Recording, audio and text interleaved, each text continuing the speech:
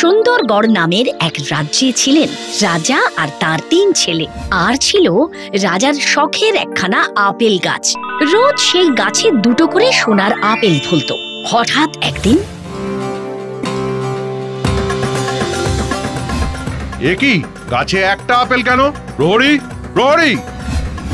আগে আমরা তো কাল সারা রাতি পাহারায় ছিলাম রাজামশাই। দুদিনের মধ্যে চোর ধরতে না পারলে সব কটাকে তাড়িয়ে দেব।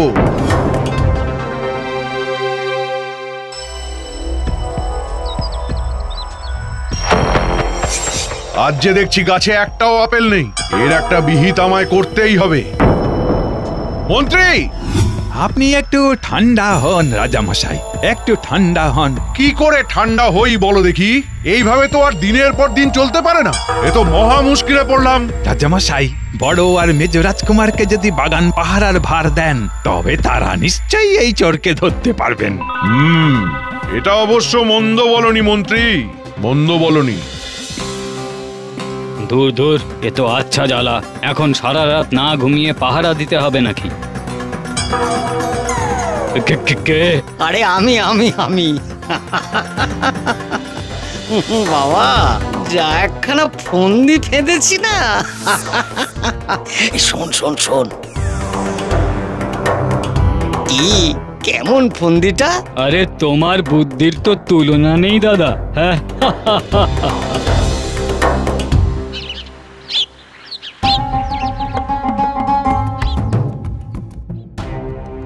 এসো এসো, তোমাদেরই অপেক্ষা করছিলাম। এই বুনো হরিণটাই রোজ এসে আপনার সোনার আপেল খেয়ে যেত বাবা। কাল রাতে আমরা ওকে বধ করে চামড়াটা সঙ্গে করে এনেছি আপনাকে দেখাবো বলে। বাহ বাহ, তোমরা আমার কেবল বীর পুত্রই নও, আমার যোগ্য পুত্র।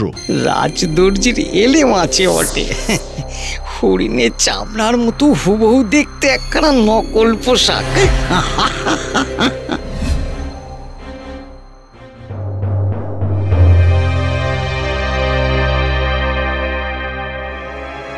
একই গভীর সমস্যায় পড়লাম বলো দেখি মন্ত্রী। সোনার আপেল তো সেই চুরি হয়েই যাচ্ছে। আমার কিন্তু সেই দিনই খটকা লেগেছিল রাজামশাই। হরিণে কিনা অত উঁচু গাছে উঠে আপেল খাবে?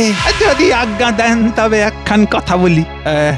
আপনি যদি একটিবার আপনার ওই ছোট কুমারকে...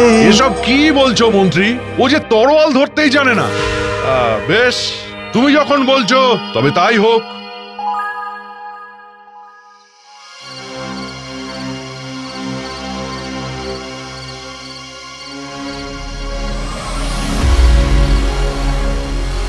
আরে আরে, গাছের মাথায় ওই আলোটা কিসের?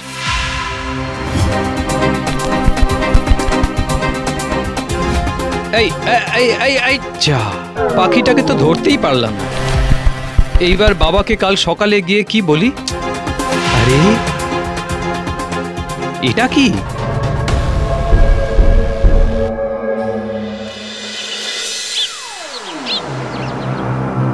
কি খবর ছোট কুমার, পেলে কিছু? এটা তো কোনো পাখির পালক মনে হচ্ছে। হ্যাঁ, আমি নিজের চোখে দেখেছি বাবা। এই পাখি সোনার আপেল চুরি করে, তারই পালক খসে পড়েছিল গাছের নিচে। বেশ, আমি তোমায় 10 দিন সময় দিলাম ছোট কুমার। যদি সেই পাখিকে ধরে আনতে পারো তবে আমার অবর্তমানে তুমি এই রাজ্যের রাজা হবে।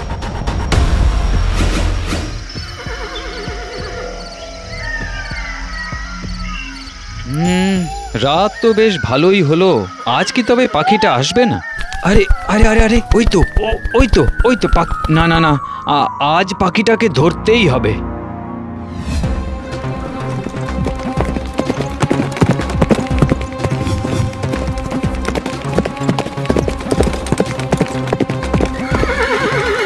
পথ চলতে চলতে প্রচন্ড ঝড় উঠল। এদিকে ছোট রাজকুমার হারিয়ে ফেললো সেই পাখিকে।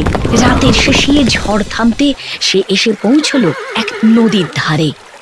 ওহ, যা ধকল গেল, যাই একটু জল খেয়ে আসি। দোহাই রাজকুমার, তুমি জল খেলে আমার খুব ব্যথা লাগবে। কিন্তু নদী, জল না খেলে চলবে কি করে? আমার ঘোড়াও যে ক্লান্ত। তুমি তোমার ঘোড়া নিয়ে আমার জলে একটা ডুব দাও, দেখবে সব ক্লান্তি দূর হবে। তোমার এই ঘোড়াই তোমায় পথ দেখাবে, তোমার মনের ইচ্ছাও পূর্ণ হবে। ছোট রাজকুমার তার ঘোড়াকে নিয়ে নদীর জলে ডুব দিতে ঘোড়া পক্ষীরাজ ঘোড়ায় রূপান্তরিত হয়। রাজকুমারের রাজবেশ মলিন জামা হয়ে যায়, তার চোখ মুখের ক্লান্তি দূর হয়, তৃষ্ণা মেটে। আরে আরে, এ তো অবাক কাণ্ড। প্রণাম নদীমা। চলো পক্ষীরাজ ঘোড়া, চলো চলো আমার সাথে। বলো ছোট কুমার, তোমার জন্য কি করতে পারি? পক্ষীরাজ, আমায় সেই সোনার আপেল চোর পাখির কাছে নিয়ে চলো।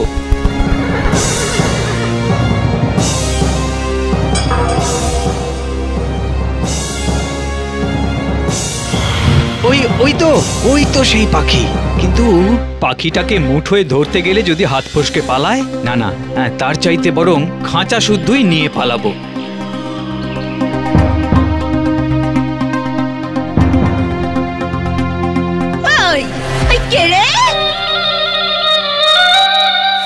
কে আমার পাখি চুরি করতে এসেছিস?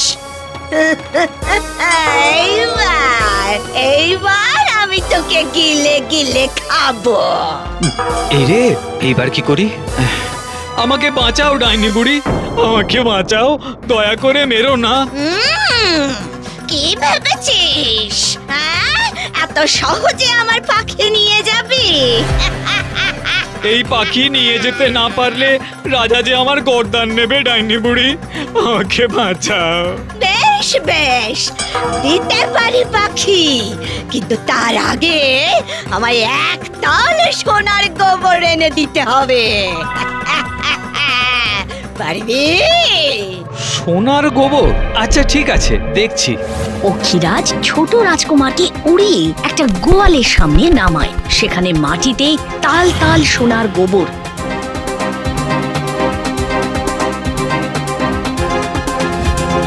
এই নাও তোমার সোনার গোবর, এবার আমায় পাখিটা দাও।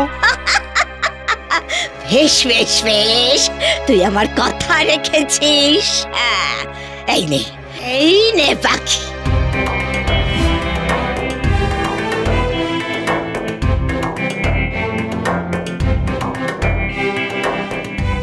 পক্ষীরাজ, পক্ষীরাজ, আমি পেয়ে গেছি আমার পাখি। চলো এইবার, তবে রাজবাড়িতে ফেরার আগে আমায় সেই নদীর কাছে নিয়ে চলো।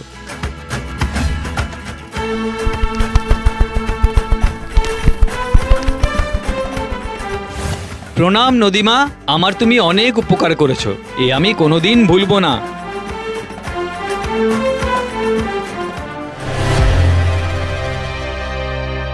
আরে আরে, ওই দেখ ওই দেখ ওই দেখ, আমাদের ছোট কুমার না? দেখেছিস? ঠিক কায়দা করে পাখিটা পেয়ে গেছে।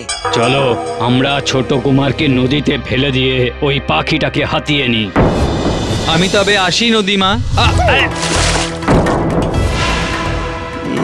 এটা কি হলো? ভাগ্যিস ও আমাদের দেখতে পাইনি। ঝোপে লুকিয়ে পড়, তাড়াতাড়ি চল।